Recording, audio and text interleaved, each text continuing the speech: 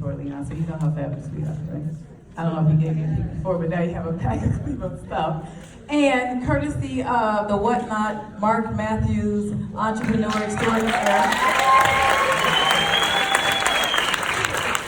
So that's courtesy of Mark, so we want to make sure that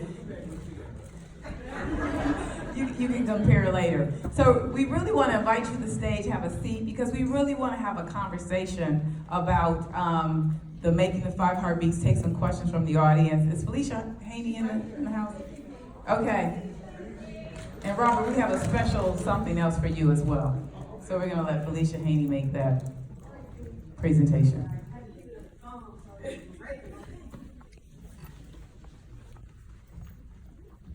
I didn't really need the mic, but hello everyone. So when we were meeting to put this together, some of the crew, and I don't know if you guys want to stand, volunteers and all the rest of the committee members, members from GCUF, everyone. Couldn't have done this without you all.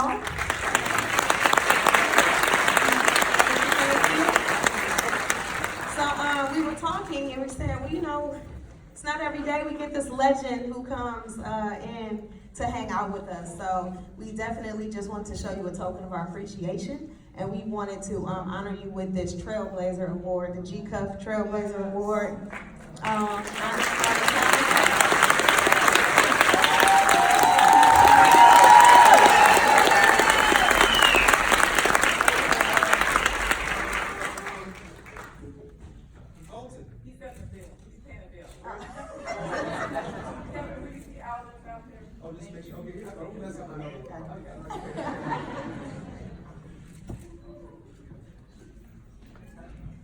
Thank you.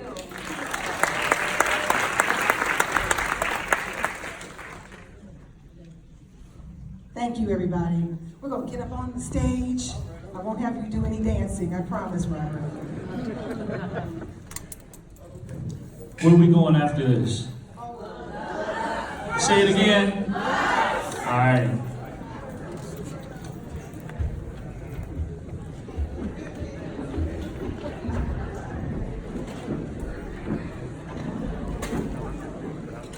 So we're going to do a little bit of discussion, and we're going to probably take a couple of questions.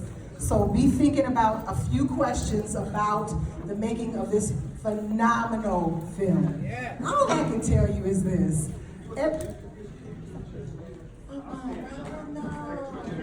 Really? And you gonna walk the stage too? It's like going up yonder. How you go? All right. Shy brother, shy brother. You can't come down, but you're good now. Right. So, very first question. You know, how many of you realized that it didn't go as well as it should have in the movie theater, but many of y'all did those little blockbuster things and bootlegging? We owe a debt of gratitude that you didn't give up.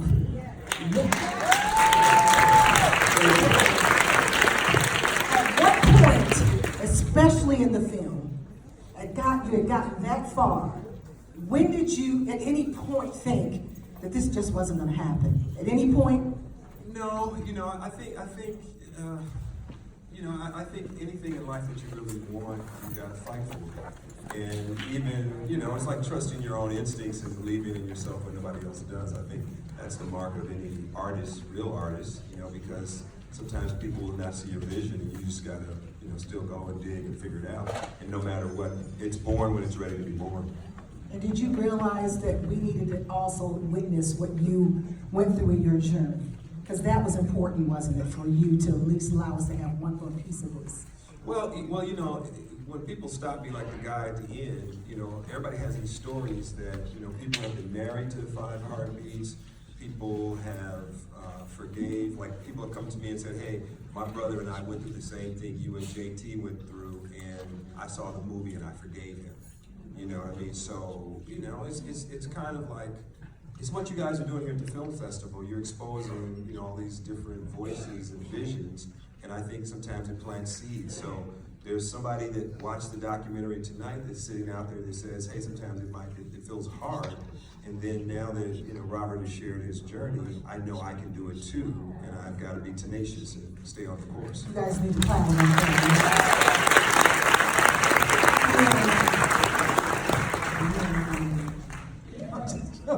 Hey, Leon, what was it really like being one of the infamous 5 heartbeats? What was it like for you in your journey, and where were you in your career? Wow. Where was I in my career? I'll start with that first. Well, let me start with something else. How we doing tonight? All right. So at that point, I made a few studio movies. I made a movie produced by Michael Mann. I did a few studio movies, and then I did in a 2-week period. A 10-day period. That It's Like a Prayer video with Madonna came out, and Oprah Winfrey's first miniseries, Women of Brewster Place, and I played Robin Gibbons' boyfriend. So all of a sudden I was getting all this press, and they were like calling me Leon the Lady Tamer, because those are the 2 most talked about vixens in the world, and both of them were being hugged up by me. So in a 10-day period, so I'm just like, wow, what's happening? What's happening? I was just like, I guess this is the Hollywood thing, because I grew up in New York. So then I met Robert, and like I said in the movie, he said those things to me. Now, I know how a pimp talks. Right? I know how a pimp talks, but a pimp don't usually talk to me. I'm usually doing the talking. So Robert's saying this stuff to me, and I'm like, damn, you really think that about me? I'm like, yeah, let's go. And then actually being one of the 5 heartbeats, it was a very interesting experience, because we talk about the thrust of this story being 5 men who got along, who went through trials and tribulations together, but still remained together. And so much of that went on from the rehearsal period all the way until the movie was over. And it was also a very different experience for me, because I was also a method actor at the time, and then we had Michael and we had Harry, right? So, you could call me nothing but JT. I don't care, woman, nothing. That was it, okay? And I got in trouble for it, but that was all par for the course. But we went through those. We went through the fighting, the jealousy. That stuff started in rehearsals, okay? And then also it was very different, because I remember talking to Michael and Harry during the time, that it was different for us to have a director, because the director is our boss, okay? But he was my brother, okay? And I'm not used to that, because I'm gonna talk to the other actor the way I'm gonna talk to him. I'm not the way I would talk to a director. So after a while, with Robert, it was like the dialogue was different than any other director, because we yell at him, we do whatever, because he was part of the cast. So it was a different experience, because Robert, I'd be sitting there doing the scene with Robert, we be in there about how serious the scene is or how funny, and then Robert go, cut, okay, now look here, we gonna go, and I'm like, just sit your ass down and do the scene.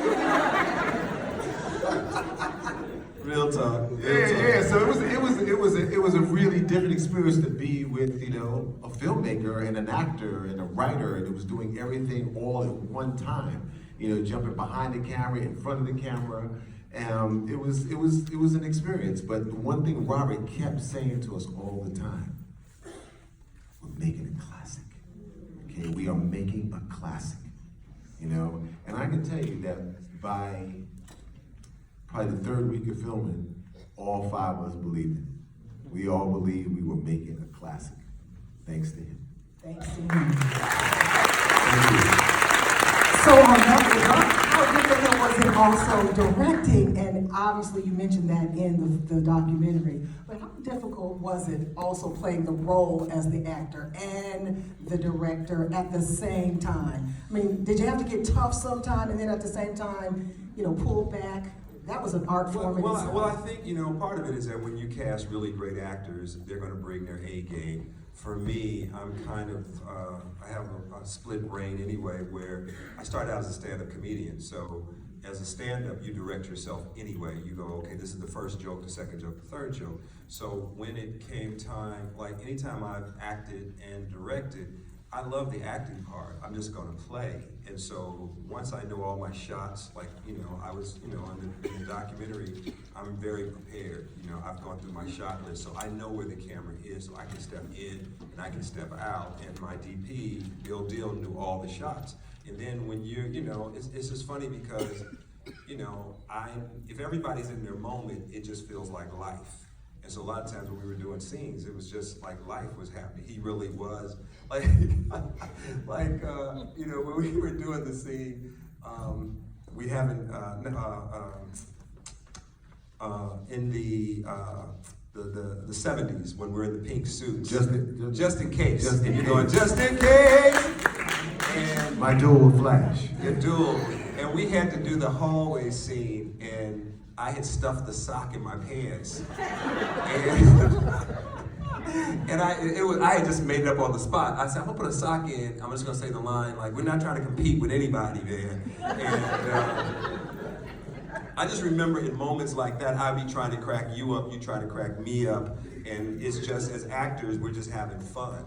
The cameras are gonna be there, and I just gotta be honest in the moment. So every moment, like kicking a guy off the piano or whatever it is, just being honest in the moment.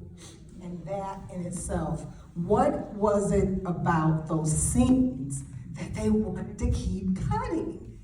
What was that? Well, you gotta understand, that little girl came in and auditioned, and I'm calling the studio, and I'm writing this new scene, and they go like, about what? And then I was like, well, this little girl, I think, I wanna do this scene, and it has nothing to do with the movie, but I think it could be a magical scene. And they were there was one guy in particular that just didn't believe, and he was on me, and it wasn't until the test screening and it went through the roof. And the same thing with the thing with Eddie at the end. That was all true. The guy goes, he goes like, what do you mean he's gonna get saved? What do you mean saved? And I was like, I was trying to explain my walk with God, and it got really deep.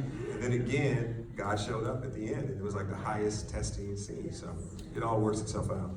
Now, we also realize that it has gotten millions of hits, even on social media, now that we're in the realm of social media. Right. It has become a classic, and I think for you, it was our gift to be able to have something like this to even pass on.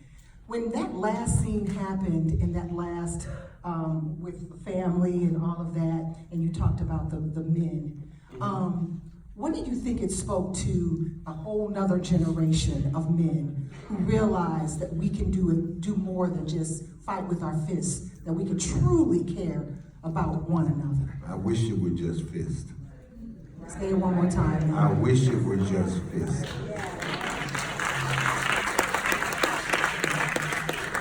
Well, here's the thing. I think, for me as an artist, it's kind of like, I'm a boy from the hood, I come from the hood. Shout out, right? Yeah, and so what happens a lot of times, and I think for people of color, we have a limited toolbox as it relates to how we deal with issues. And so all you know is that I'm gonna yell, fight, kick, scream. If I don't like something you say, I might use my fist. So that's all we've ever been taught or all we've ever seen. So when someone says, you mean we can talk this out peacefully? You mean, it's like the scene in the 5 Heartbeats when Dresser finds out that Eddie is the one who had the manager killed, and he beats him up, but at the end of it, he hugs him. Because I said, at the end of the day, we're still boys. And people are like, wow, that was twisted, Rob. I mean, you really, I said, no, we still family. We can go through stuff and go through crazy stuff, but at the end of the day, but that's, to put that on screen sends a message to everybody, that watches it that says, wait a minute, that was another way. Hey, they could work it out. Hey, he went through something with Baby Doll, but they weren't able to come back together. So I think as an artist, part of my job is to paint on a different canvas and create images that, are different. And I think this movie, has held up because people like the themes. We're going to give you an opportunity. We'll probably take about 3 or 4 questions. And if you do have one, we would like you to come up a little up front if you can. just maybe a couple questions. So, Leon, yeah, I want to say something. say something, I have to Leon. stand up for this stuff. Stand, Leon. Because Robert cannot be taller than me. Come on, come on. So you know, I'm seeing this movie again, and the first time I saw this movie, you know, it was amazing. Robert's journey was amazing. I learned things that I didn't know, and it's a fantastic movie. Do you all agree? I think that it's then after seeing this movie, you're even it even heightens your feeling about the Five Heartbeats when you know the things were behind it and the struggles that went through and what Robert went through. I think it's amazing. With all of that being said, I think there's one thing in the movie that it doesn't ring true. So I just wanted to clarify. Robert, when writing this movie, okay, had the idea of what each of those characters sounded like. And he knew what their voice was going to sound like and what kind of singers they should be. Not the fact that none of his cast could sing. Yeah, so I just want to clarify that because I think he was rushing to make the movie. And that sounded good, so he went with that. Did I clarify that correctly? Yes. Okay, thank you. I just want to make sure. Yes. Some of the cast could not sing. Well, I mean, there's proof pudding. No, I just want. You gonna talk about it or be about it? No. I just want to get that one thing because other than that, the movie. I'm just watching the movie until that one part comes around. And I go, what you say? But it's all good though. And you, by the way, have your own group. Oh yes, my band. Yeah, my band. Please, Leon and the Peoples. When we come to Cleveland, please come on out and see us. What's your question? The question is, like, how do you think this will affect the younger audiences? How will affect the younger audience? Well, you know, that's one of the amazing things about this movie, okay? This movie has become, I liken this movie to what most American or white Americans considered It's a Wonderful Life. This is our It's a Wonderful Life. This is the movie that when we have a family reunion, people watch the Five Heartbeats. When there's a holiday, they watch the Five Heartbeats. And what's so great about that is, it started off with grandfather, then his son, and now little man right here. Because you've been watching that movie, you had to watch that movie. As soon as you finished your food, you had to watch that movie. By the time you was 18, you was playing my role. So, I mean, that's the beauty of this movie. It just keeps getting passed on and passed on. And, you know, you talk about the rewards. You know, Robert talks about how he met that guy who was once on drugs. Well, for us, you know, who were in the movie and we had such lofty hopes, and we saw this movie and we saw those lofty hopes up on screen, to have it ruined by a marketing campaign is really tough. But while making movies and still being successful, I saw AOL decided to put out a poll of the top 25 African American movies in the last 25 years. And number one was the Five Heartbeats over the color. And regardless of whatever we made at the box office or anything, I said, here's AOL telling people what they really love to watch. You know, and to me, that was a heartwarming feeling. And just FYI, you guys, how many of you saw his short film in the film festival last year? Thank you for contributing. I just wanted, because I see the young man. Make America Black again. It was awesome. I'm going to give you a chance, but this young lady has intrigued me because she looked like me when I was in 8th grade with her notepad. So she has a question for you guys. Okay. What are some regrets you, I mean, this is for Roberts. Okay. What are some regrets you had you wish you knew before making the script and film and with studio producers in general? Regrets? You know, I don't really look at anything as regrets. I mean, because it's a learning process. So it's kind of like you learn certain things along the way and you only grow from them and get better. So there's nothing I would do differently with the process. You know, I think all of this has only made me stronger as a filmmaker and as an artist. So I don't really look at it from, you know, like, oh, I wish that would have gone that way. Robert, I have a question for you. You recently directed American Soul. Yes. Was the story of Don Cornelius. Yes. Compare and contrast with when you directed American Soul to the Five Heartbeats. My directing style, whatever platform I'm directing on is still the same. You know, it's still the same cameras, it's still the same actors. It's, anytime I direct, I give 1,000%. You know, you can feel my energy. I have a lot of energy. So anytime I direct, I look at I started out as an extra. You know, I did extra work for 7 years behind the scenes. So I was in The Wiz, I was in Mahogany, you saw. I was in I was on All My Children for a lot of years, walking behind Erica Kane. So I learned my manners by doing that. So for me, whenever I direct, I just put my whole soul, into it. Was there a difference between the two scripts when you did Five Heartbeats compared to American Soul? Well, here's the thing. I wrote, with Keenan, the Five Heartbeats. American Soul, I'm just directing. So I touched the dialogue a little bit, but they have a kind of a world that they've already created. So it's different. So I passed the movie on to my daughter as well. Our favorite scene is when you push the guy off the piano bench. But my question is, there was a theme here watching the film that the people who had the green light ability, the people who could say yes or no, right, were not people of color. What will it take for us to be in those spaces? Well,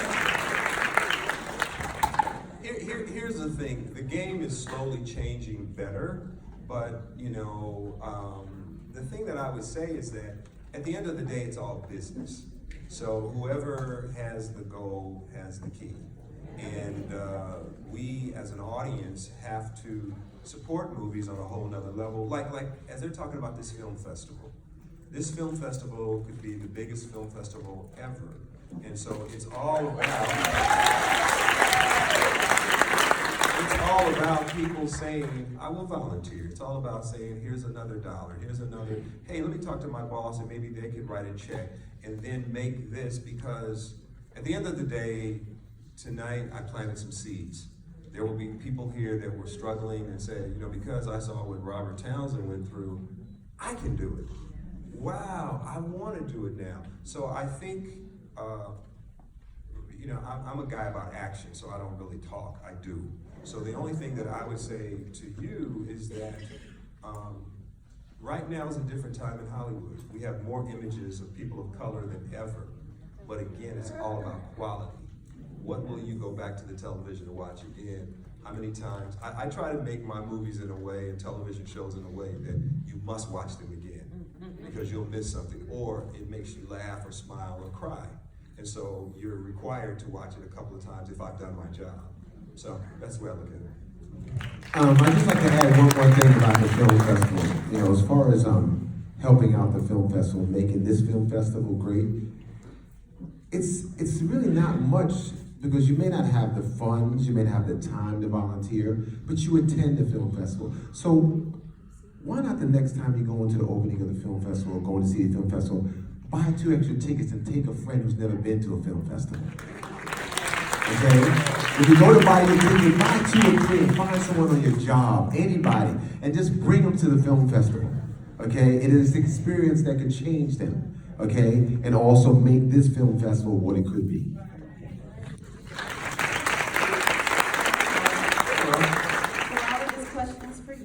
First, I want to say that I really enjoyed the documentary. It was Thank very you. inspiring. Thank you for sharing your journey.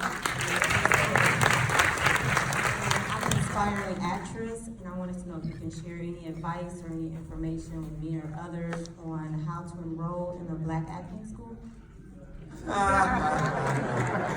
Let me say this. If you're serious about being are you serious about being an actress? Okay, but no. The thing that I would say is that When I was a young actor in Chicago, the question just becomes, how bad do you want your dream? So that, what I mean by that is that we all have 24 hours in a day. What do you do with your 24 hours? Are you watching television shows, the basketball game, the da-da-da-da, the Trump show, the ba-ba-ba-ba-ba? So then the question becomes, how serious are you? When I was a young actor, I couldn't afford to go to see plays, but I didn't let that stop me. So I would get dressed up and go downtown, put a suit on, wait for the people to come out of the theater, intermission, grab a program off the floor, and walk in. And I saw this one play for like a week straight, just watching these great New York actors. Then I finally got enough money together, and then I saw the whole pay for one ticket and said, oh, that's why he did that. That's why she was singing that. But that was my little ritual because I wasn't going to be denied. So part of the thing for you, because sometimes people say, I really want my dream, but they're not making any moves.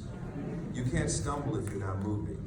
So the only thing that I would say is that, are there actors that you run lines with? How many monologues do you know? Are you prepared? Are you reading and offering your services, like to say, hey, when the filmmaker comes in town for the film festival, you say, hey, I'd like to be a driver for that person.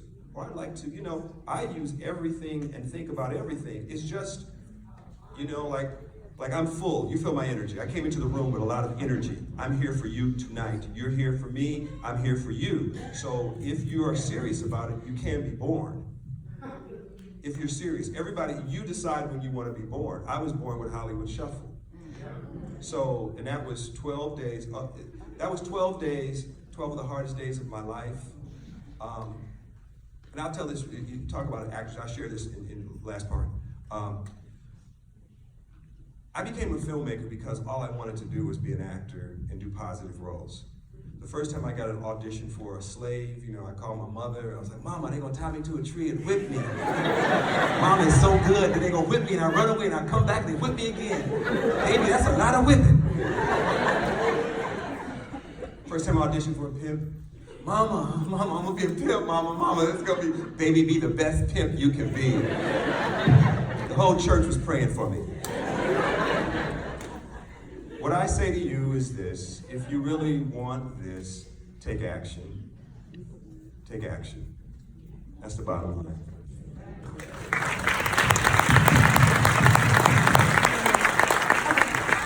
Hello, I'm Stacey Malone, and I had a question. Yeah, I DM'd you yesterday. Yes.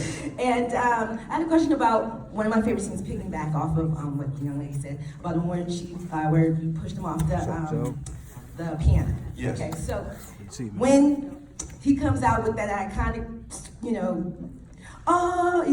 The high gets, note choir voice, when Ed came, and the girl gets all, was that an acting choice, or did you have that in mind that she was gonna lose her stuff when? Oh no! Let me say something. As a director, I'm thinking through every shot. So as I designed the scene, you have Sarge and Jimmy trying to get on stage. You have Duck complaining about the song. The piano player, Eddie's father's in the audience. Big Red's in the audience. Flash is learning from there. Then Cookie and the girls are booing them. So it was all, as a writer, you want to add layers to the scene. With great writing, there's 9, 10 layers to a scene, and we're still singing. So that, and then you've got a brother connection here, like Duck, come on, it's my music, JT, and he's gonna come over to the piano to protect his brother. So as a writer, I'm looking at every layer, and then I go, what is the arc of Cookie? Cookie is boo, boo, get off, and then he finally kisses her. And when I was in the studio with the long note, the note had to be powerful enough that his mother would raise her arms in the air and go, that's my baby. So as artists, it's how deep you paint on your canvas with a fine brush, and then just go in for the layers. So when it came to that moment with Cookie, that was, while we're singing the whole time, everything, and then choir boy comes back and hits that. That's what I said back to Leon about casting the voices. I heard choir boy with a high, falsetto voice. Thank you. Up-and-coming actors and filmmakers sharing their work through social media and the internet. You know, the thing that I would say is that if it's good, it's, you know, I will do business with people if it's good. A lot of people are not ready. So there's a lot of people, everybody now has a camera. So the good news is that everybody has a camera, everybody can reach anybody and everybody. But if the stuff is not quality, then it doesn't really matter. There's only a few people that I see that will send me stuff, and I'll look at it for about 2 seconds. And then if it's good, I go, oh, that person is good, or I want to get to know them. And if it's bad, and they're just there taking up space, you know, that part of it, you know, it's like, the only thing that I would say is it good? Like if you do stuff on social media, is it quality? Because everybody's on social media trying to be funny, and a lot of the people aren't funny, but they're trying to do something dramatic, and the picture, they need to study their craft more, and I'm about craft. So when I see it, I just go like, oh, she's interesting, but she's not really going there, and she wants it, but she hasn't done the homework. Hey, Leon, real quick, Leon and Robert, real quick, about that sharing media, can you clean something up though? If you have work out there that you don't have copy written and all of that kind of stuff, can you preface this question by also including, take care of your business too, as well, because somebody could just take your stuff? Well, you know, here's the thing. I mean, that's kind of a given that you can't use people's social media or do scenes from other people's stuff. It's more like writing your own stuff, especially if you're trying to sell it. If you're not trying to sell it, but sometimes people are trying to sell it as well. I just had a question because I noticed in the film you talk about how you had Denzel in mind for the character, and that Yes. he actually ended up coming on set. And I also saw Cynthia Bailey there. So I was just wondering, since this film has come up or later, did it in either one of those situations ever be like, hey, I was in 5 Heartbeats, you didn't make it? Or, you know, Denzel, like, you should have really put me in that part. Did you guys ever have any of those interactions? Well, the thing was with Cynthia, the mother of my child, I mean, I didn't know that until I saw the movie the first time. So I was just like, really? I called her up. I'm like, you didn't tell me you was auditioning for the 5 Heartbeats. She says, I didn't know, I didn't remember. Was I on camera? How did I look? From a director standpoint, Leon, I want to ask your partner in crime here, how did he do playing David Ruffin? Give me the real deal. You can probably watch it every So single here's the thing. Leon has muscles and chops that Hollywood doesn't give him a chance to do enough. That's right. And so, you know, so the thing that I would say is that he brought Ruffin to life. He brought him to life. So my thing with that cat right there is that I just want Hollywood to always give him more. You know what I mean? Because it's kind of like he has a charisma, it's still there, it's always been there. Now, I think like a studio executive, and I just go like, you know, we've been trying to figure out ways to do other movies together. But I just think that, you know, as you learned in the documentary, it was because of the Temptations. So when I watched the Temptations, it was just me going home, you know, and this is a fictitious, like people come up to me, they think 5 Heartbeats is a real group. Yo, I've been touring a lot lately, man. What's up with Eddie? You know? So, Yeah, remember when we were doing we were someplace, we was on the radio, doing a radio thing, and it was in New York. Yeah, when I was doing the screening, and we were on WBLS, and someone was just so upset. It was like they just found out there was no Santa Claus. When they found out the 5 Heartbeats was not a real group, she was hurt. Wow. Well, y'all just mama boys, but at this time, we are again going to give them the loudest round of applause.